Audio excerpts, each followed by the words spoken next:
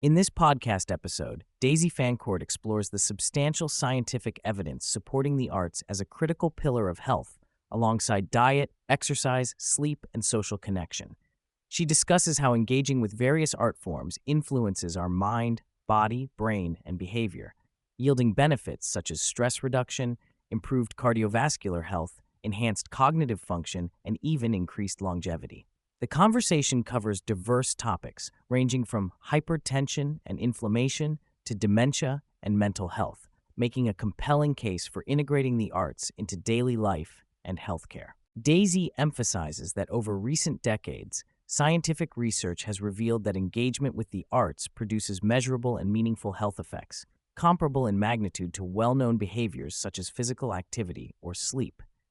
Despite this, the arts remain undervalued and often perceived as a luxury rather than an essential aspect of health.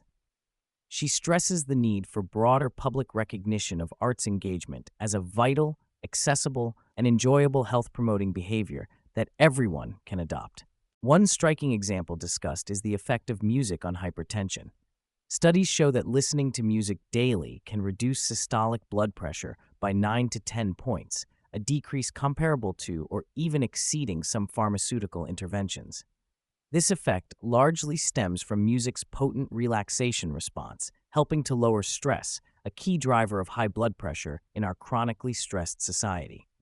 Importantly, Daisy notes that benefits extend beyond music to other art forms like dance, crafts, literature, and visits to cultural venues, especially when these activities are done regularly and with focused attention. Daisy reveals findings from large epidemiological studies linking regular arts engagement to longer lifespans. Even after adjusting for socioeconomic status, lifestyle factors, and health behaviors, individuals who consistently participate in the arts exhibit a significantly reduced risk of mortality, up to 31% lower in some analyses. More groundbreaking are recent discoveries that arts involvement slows biological aging processes. People engaged in arts show younger brain age compared to their chronological age and decelerated epigenetic aging patterns assessed through DNA methylation markers. Engagement in the arts fosters resilience to stress and facilitates access to pleasure. Daisy explains that art activates the brain's dopamine-rich reward systems during both anticipation and resolution phases, delivering repeated dopamine hits that enhance happiness and motivation. Importantly, this is often linked to personal meaning and identity, as arts can help us safely explore a full spectrum of emotions, including sadness, anger, or fear, in an aesthetic and cathartic way. This emotional regulation helps individuals build their capacity to cope with real-life stresses. The conversation clarifies what counts as arts engagement, which includes performing, visual, literary, and culinary arts, as well as crafts, horticulture, circus arts, and even magic. Daisy distinguishes between active participation, playing instruments, dancing, creating art, and receptive engagement, listening to music, reading, watching theater. Both types confer mental health benefits, but active participation tends to offer stronger cognitive and physiological effects. Additionally, mindful and focused engagement is emphasized over passive or background consumption, such as listening to music while multitasking, which tends to yield fewer benefits. Dance uniquely combines physical exercise, social interaction, coordination, and music, offering a holistic brain and body workout. Daisy points out that dance improves balance, coordination, and bone density, reducing the risk of falls and frailty in older adults. Its cognitive challenge, through learning choreography and synchronizing movements, contributes to neuroplasticity and builds cognitive reserve, delaying cognitive decline and reducing dementia risk. A fascinating application of arts is in dementia care. Music and other art forms help reduce agitation during challenging moments like bathing and mealtimes by activating relaxation responses and masking distressing background noises. Because musical memory often remains intact late into Alzheimer's disease, playing familiar music from a person's youth can evoke positive emotions and memories, engaging brain regions that sustain identity and cognition. Environmental arts interventions, such as colored pathways and artworks for wayfinding, also support orientation and calmness. Furthermore, longitudinal research demonstrates that regular engagement in arts activities enhances cognitive reserve, delaying dementia onset. Daisy describes emerging evidence that arts engagement modulates physiological processes, including reducing markers of chronic inflammation linked to diseases like diabetes, cardiovascular conditions, and depression. In experimental studies, activities such as drumming have been shown to decrease specific inflammatory cytokines. Similarly, music making can temporarily boost immune activity and, with regular practice, lead to favorable immune profiles. Expressive writing, a form of creative arts therapy, has even been demonstrated to accelerate wound healing by influencing inflammation and psychological well-being. The arts have been extensively studied in relation to depression and anxiety. Daisy highlights that structured arts programs can yield symptom reductions comparable to those seen with psychological therapies or antidepressants, often without pharmacological side effects. Moreover, arts interventions can augment traditional treatments, doubling the improvement rate in combined therapy groups. National initiatives such as Arts on Prescription have institutionalized this approach, allowing healthcare providers to refer patients to community-based arts activities that promote recovery and mental well-being. Engaging with the arts also facilitates engagement with other health-promoting behaviors like exercise, healthy eating, and smoking cessation. This is partly due to psychological improvements in self-control and self-esteem resulting from participation in creative activities.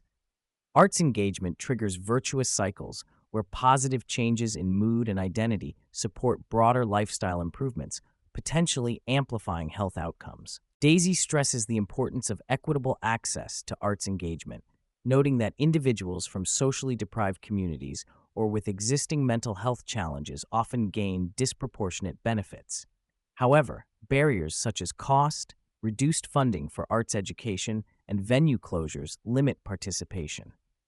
She points out that many art forms require little financial investment and can be done individually or socially, offering scalable opportunities to address health disparities. Programs like Shakespeare Behind Bars illustrate how drama and other performance arts help incarcerated individuals build confidence, develop new identities, and enhance creativity. These activities support problem-solving and perspective-taking, skills crucial for rehabilitation and reducing recidivism.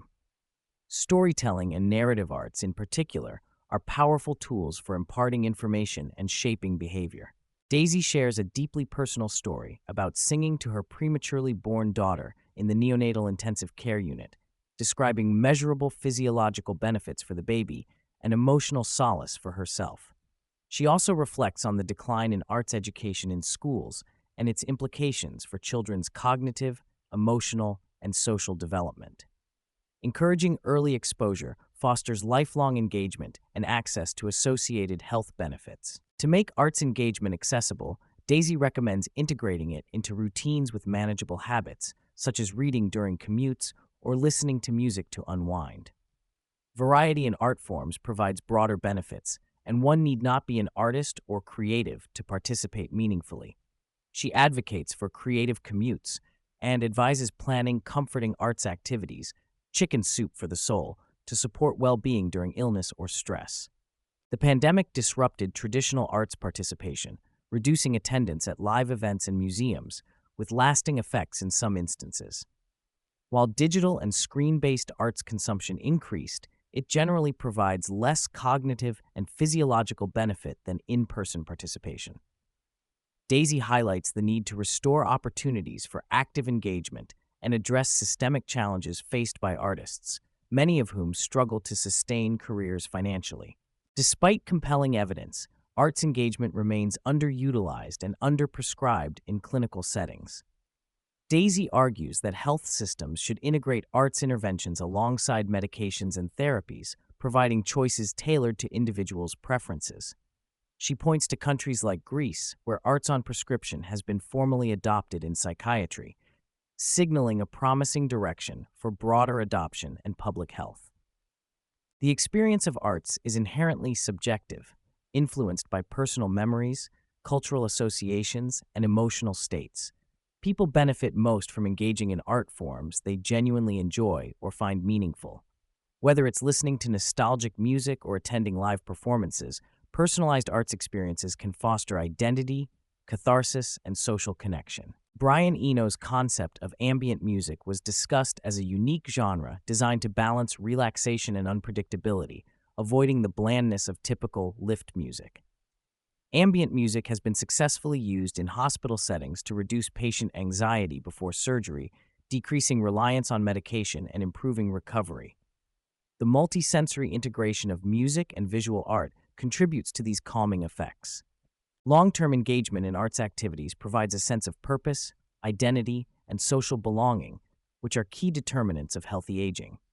High-profile artists continuing creative work into old age exemplify how sustained passion supports vitality and cognitive health. Retirement can diminish brain stimulation unless replaced with meaningful activities like the arts. Daisy encourages everyone, regardless of prior experience, to start integrating arts into their lives in small, enjoyable ways.